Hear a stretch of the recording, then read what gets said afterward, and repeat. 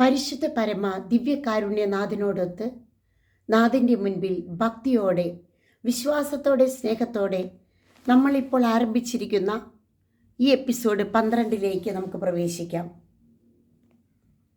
യേശു എന്ത് പറഞ്ഞു, യേശു എന്ത് ചെയ്തു എന്ന് നമ്മൾ നോട്ട് ബുക്കിൽ കുറിച്ചു വയ്ക്കുകയും ധ്യാനിക്കുകയും പ്രാർത്ഥിക്കുകയും ചെയ്യുന്ന നിമിഷങ്ങൾ. അത്ഭുതങ്ങളും അടയാളങ്ങളും വിടുതലും രോഗശാന്തിയും മാനസാന്തരവുമായി ഈ എപ്പിസോഡുകളിലൂടെ നാം കടന്നു പോകുന്നു. ഇത് എല്ലാവർക്കും നിങ്ങൾ ഷെയർ ചെയ്യുക. അധ്യായം 6, വിശുദ്ധ മർക്കോസിൻ്റെ സുവിശേഷം അധ്യായം 6 14 മുതലുള്ള തിരുവചനങ്ങൾ. എപ്പിസോഡ് 12. സ്നാപയോഹന്നാൻ്റെ ശിരച്ഛേദം. ഹെറോദേസ് രാജാവ് ഇക്കാര്യങ്ങൾ കേട്ടു. യേശുവിൻ്റെ പേര് പ്രസിദ്ധമായി കഴിഞ്ഞിരുന്നു. ചിലർ പറഞ്ഞു, സ്നാപയോഹന്നാൻ മരിച്ചവരിൽ നിന്ന് ഉയർപ്പിക്കപ്പെട്ടിരിക്കുന്നു, അതുകൊണ്ടാണ് അത്ഭുതകരമായ ശക്തികൾ ഇവനിൽ പ്രവർത്തിക്കുന്നത്. മറ്റു ചിലർ പറഞ്ഞു, ഇവൻ ഏലിയാണ്. വേറെ ചിലർ പറഞ്ഞു, പ്രവാചകരിൽ ഒരുവനെപ്പോലെ ഇവനും ഒരു പ്രവാചകനാണ്. എന്നാൽ ഇതെല്ലാം കേട്ടപ്പോൾ ഹെറോദേസ് പ്രസ്താവിച്ചു, താൻ ശിരച്ഛേദം ചെയ്ത യോഹന്നാൻ ഉയർപ്പിക്കപ്പെട്ടിരിക്കുന്നു. ഹെറോദേസ് ആളയച്ച് യോഹന്നാനെ പിടിപ്പിക്കുകയും കാരാഗൃഹത്തിൽ ബന്ധിക്കുകയും ചെയ്തിരുന്നു. സ്വന്തം സഹോദരനായ പീലിപ്പോസിൻ്റെ ഭാര്യ ഹെറോദിയ നിമിത്തമാണ് അവൻ ഇങ്ങനെ ചെയ്തത്. അവൻ അവളെ വിവാഹം ചെയ്തിരുന്നു. യോഹന്നാൻ ഹെറോദേസിനോട് പറഞ്ഞു, സഹോദരൻ്റെ ഭാര്യയെ നീ സ്വന്തമാക്കുന്നത് നിഷിദ്ധമാണ്.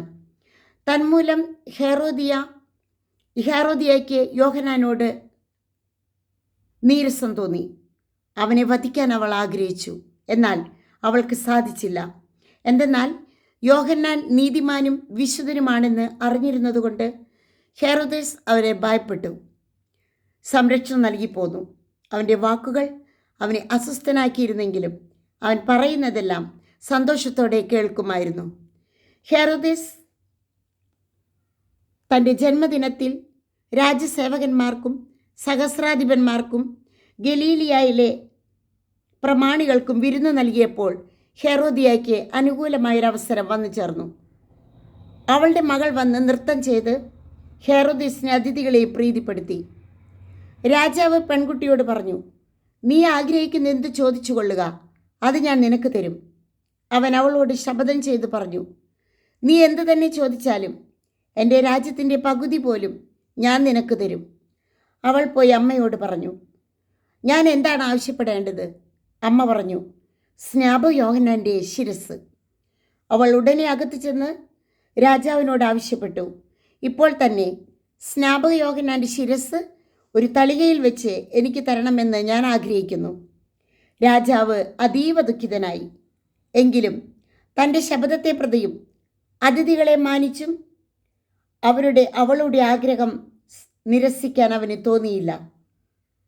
അവൻ്റെ തല കൊണ്ടുവരാൻ ആജ്ഞാപിച്ച് ഒരു സേവകനെ രാജാവ് ഉടനെ അയച്ചു. അവൻ കാരാഗൃഹത്തിൽ ചെന്ന് യോഹന്നാൻ്റെ തല വെട്ടിയെടുത്തു. അതൊരു തളികയിൽ വെച്ച് കൊണ്ടുവന്ന് പെൺകുട്ടിക്ക് കൊടുത്തു. അവളത് അമ്മയെ ഏൽപ്പിച്ചു. ഈ വിവരം അറിഞ്ഞ യോഹന്നാൻ്റെ ശിഷ്യന്മാർ വന്ന് മൃതദേഹം കല്ലറയിൽ സംസ്കരിച്ചു.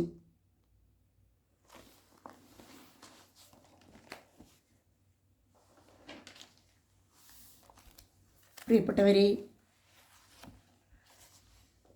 യേശു എന്ത് പറഞ്ഞു, യേശു എന്ത് ചെയ്തു എന്നാണ് നമ്മളിപ്പോൾ ധ്യാനിച്ചു കൊണ്ടിരിക്കുന്നത്.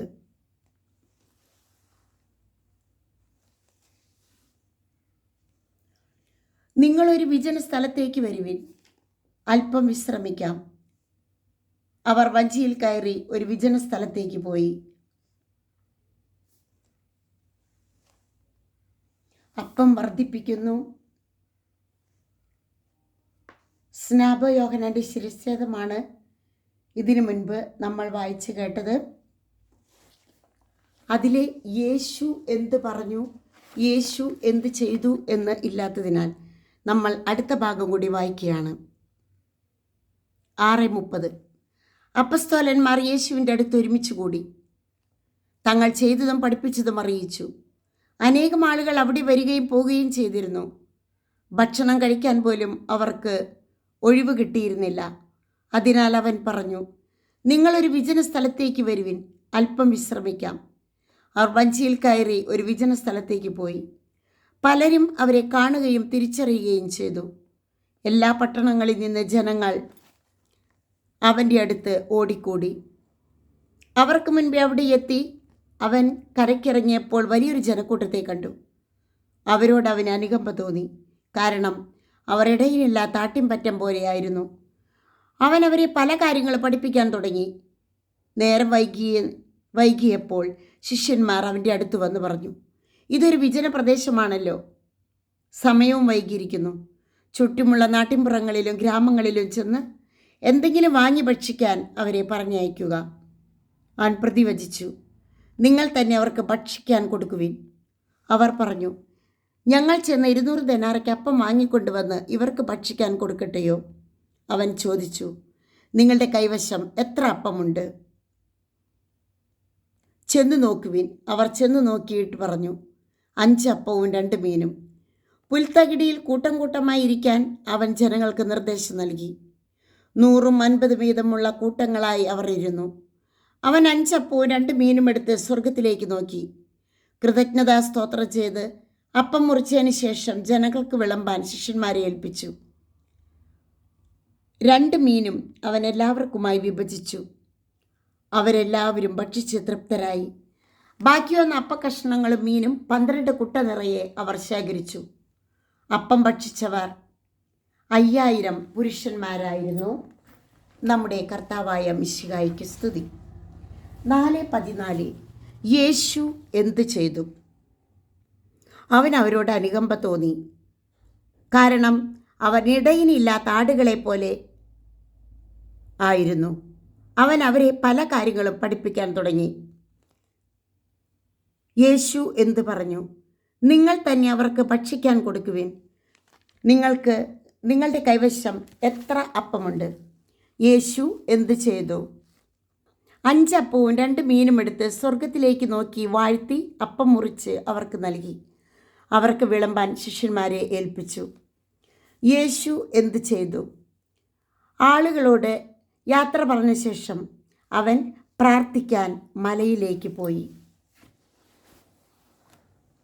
പ്രിയപ്പെട്ട സഹോദരങ്ങളെ, യേശു എന്ത് പറഞ്ഞു, യേശു എന്ത് ചെയ്തു എന്ന് നമ്മൾ വിശുദ്ധ മർക്കോസിൻ്റെ സുവിശേഷം ഓരോ ഭാഗമായിട്ട് വായിക്കുകയും അത് നമ്മൾ നോട്ട് ബുക്കിൽ കുറിച്ച് വയ്ക്കുകയും ചെയ്യുന്ന വലിയ അഭിഷേകത്തിൻ്റെ ദിവസങ്ങളിലൂടെ കടന്നു പോവുകയാണ്.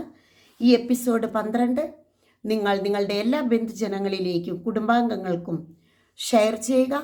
കാർമൽ റൂഹ മിനിസ്ട്രി യൂട്യൂബ് ചാനൽ സബ്സ്ക്രൈബ് ചെയ്യുക. ആമേൻ.